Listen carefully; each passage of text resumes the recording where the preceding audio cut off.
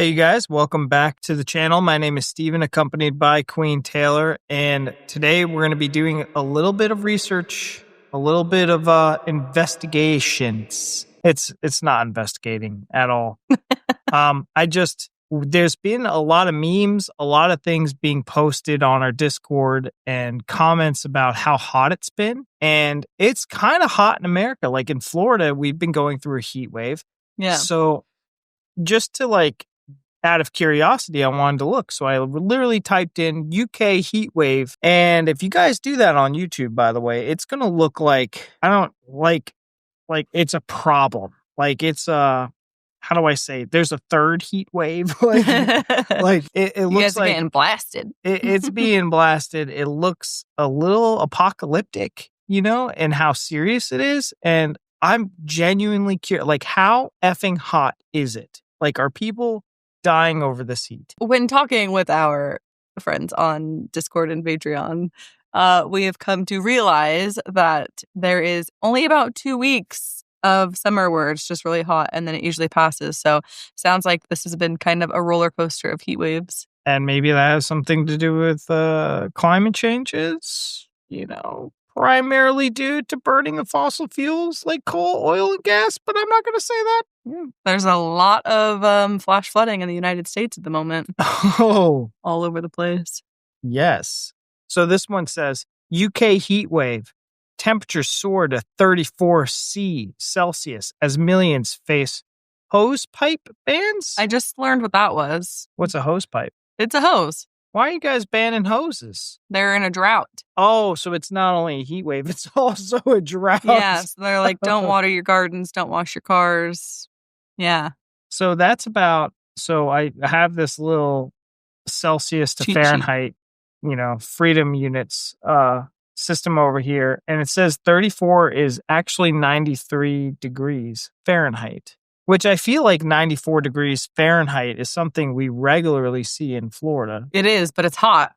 It is stifling. It's not fun. It's not fun. It is hot. But in Florida, we could see a couple of months like that. I mean, it was like that today. Yeah. It was stifling. Real quick, before we start, I just made an observation. So these are all big buildings and what mind you, offices. I don't know, maybe a hotel, something there. And then there's this, it looks like a big house or something. It's probably really good size, but just so teeny tiny compared to everything surrounding it. It's just very out of place. That's probably an office building. It's very it just cute. Looks like that. It's historic in nature, woman. I like it. Yeah. A scorching under a baking sun. In this city and around the country, people are being warned to appreciate the risks that come with the heat as the temperatures climb.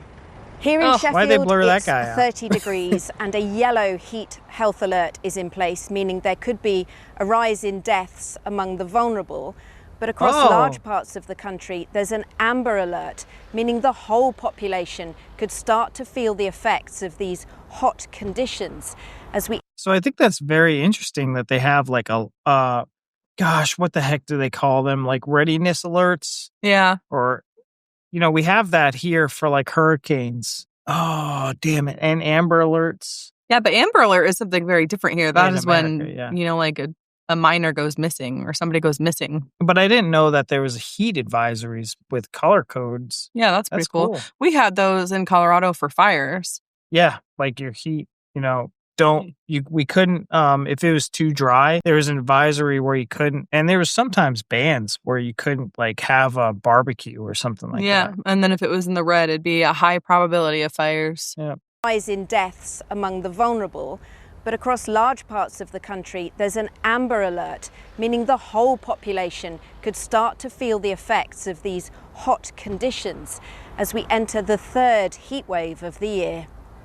The UK has just had its warmest spring since records began in 1884, and last month was the warmest June on record for England. In May, northwest England and Yorkshire officially entered drought, and today Yorkshire Water became the first company to bring in a hosepipe ban covering much of Yorkshire and parts of North Lincolnshire and Derbyshire. South East Waters also announced that from the 18th of July, most households in Kent and Sussex will be banned from using hosepipes to clean cars, water gardens and fill paddling pools. And Thames Water's warned its 16 million customers across London and the Thames Valley they too could face a ban. River Thames. So it sounds like, I know it's like a hose pipe ban, but it sounds like it's much more than that. Like washing cars, and like reserve your water usage because of the droughts. They do that so much in California. Yeah. Like they just straight up ban. They even, and I think we experienced it too, where we couldn't run our faucets. Like there was like a certain limit of gallons that you could use a day before like they just cut off completely. Does that happen? Like, do you guys have like a specific amount of water that you could use inside your house or flat for like could you take one shower? Like we were getting daily advisories to daily usage. We weren't able to take like multiple showers. Not that I would take multiple showers, but multiple people taking showers. Mm-hmm. That's interesting. Water UK says the companies are trying to avoid further restrictions by moving water to the driest areas and building new reservoirs. But will they be able to fill them? Yorkshire's reservoirs are just half full. In this area, cumulative rainfall so far this year is the lowest since 1959. We're doing X is equal to 6 over 49. The 1970s classrooms at Wales High School in Rotherham aren't built for the heat. Children have been allowed to swap their blazers for PE kit to try to help them keep cool and concentrate. It's quite hard to concentrate in class. So in schools in areas like that, you guys don't have AC. I know you have air conditioning, but like... It's not standard. Yeah, so even in places like schools and stuff. Yeah, like hospitals, would they have AC? I would have to. Hope so. Right? I mean, maybe there's some schools that do. They just said these ones aren't built, so maybe there's schools that have it. Yeah, I don't like being hot. I don't enjoy it one bit. So if you want me to concentrate and retain information that you're telling me in a classroom setting when I'm hot like that, there's no way. I wonder if the sales of air conditioning units have like skyrocketed. Yeah, maybe. Like maybe we should be putting our stock right now into some AC companies. Yeah, right. I'm a businessman. Cool and concentrate. It's quite hard to concentrate in class, but since we've been allowed to wear these PE kits, so you can think more straight. It can sometimes make you feel a bit sick if you don't have the right, if you don't have any water, or if your water's gone warm, it can be a bit tricky. Starting to cross your mind a lot more that it could be like climate change is becoming a lot more of a risk factor than we knew and understood before. And you'll be able to see we've got different parts of the building that are designed in different ways, and we've got some porta cabins whereby it's more difficult to keep cool in those. Do you think education bosses, councils are going to have to rethink how they design schools, condensers, but also the school system if this is the kind of weather we're going to have in future? Oh, absolutely. It's so difficult to maintain concentration. I haven't mentioned staff. They find it difficult as well. We've relaxed their dress and what they wear too, but they'll definitely have to look at that. And we've got a new build coming up, and will be complete for summer 27, and part of that design is to create it so that the building can control its own temperatures.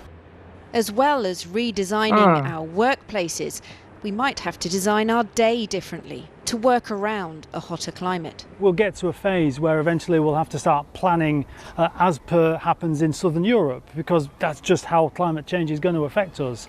So we'll have to start changing the way our working patterns operate. So we'll have to kind of adjust our whole way of life as we get further into climate change and as the planet warms more. So we might go to work early but finish early? Quite possibly, yeah, quite possibly. I could say, I don't think that's probably a medium-term thing, but I could see that as a scenario. I wonder what he means there.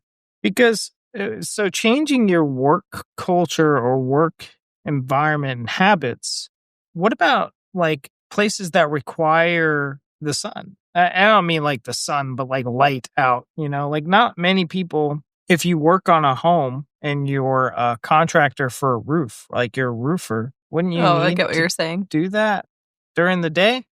I mean, even in Florida, we just had a roofer finish up a house now, and it's stifling hot in Florida.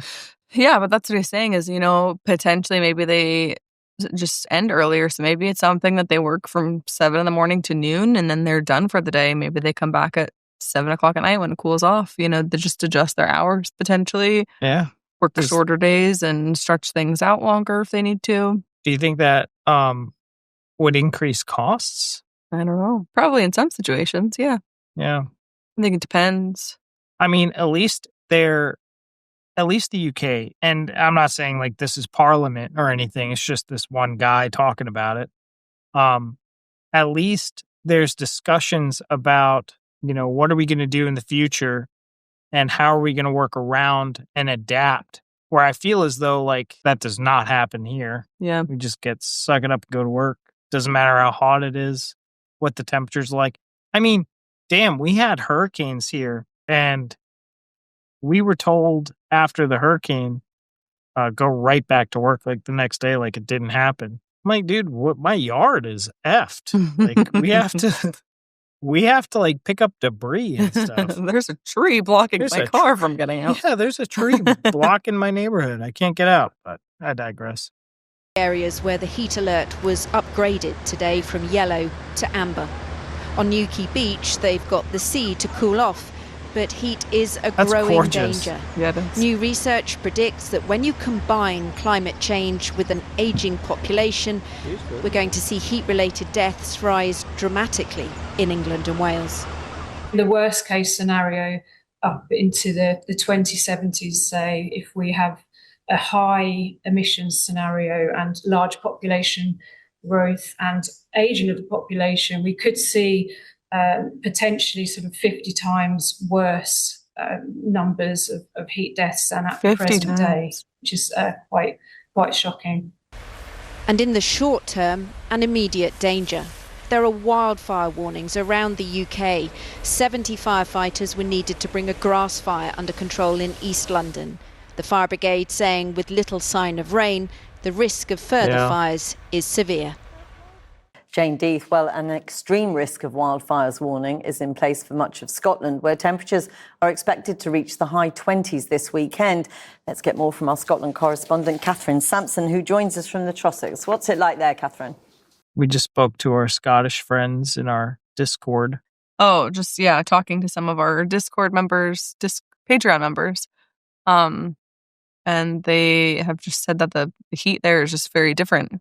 And one of our Patreon members sent over some videos that I watched about Americans who had moved over to the UK, and they say, the heat here is very different. There's even at least one of them that is from Florida originally and said it is not a joke. They say that the heat's different. And when I was living in Florida, I would always be like, oh my gosh, it's 80 something degrees. Like, suck it up. And then they say they get there and they're like, it is different. It is different. So seeing 82 degrees, I'm like, 82 degrees sounds nice compared to what we've had. Yeah. But apparently it's just not the same. Okay. I mean, we're going to be going over there. So. Yeah, we're not going in the thick of summer. Yeah, well, temperatures already in the mid-20s, and as you say, expected to rise in what many consider to be the hottest weekend of the year. And of course, that is going to bring people in their droves to enjoy beauty spots like this one, Scotland's forests. But with that comes risk. These extreme wildfire warnings are in place now today for central and eastern parts of Scotland, but tomorrow they'll be in place for the whole of Scotland, and they're going to last right through until Monday. What this fire service are saying is really please take extreme caution if you are bringing anything into these areas that involves a naked flame. So we're talking barbecues and we're talking campfires, especially if there's a bit of wind, as there is in Scotland. These wildfires can spread extremely rapidly. They can devastate wildlife, they can devastate farmland.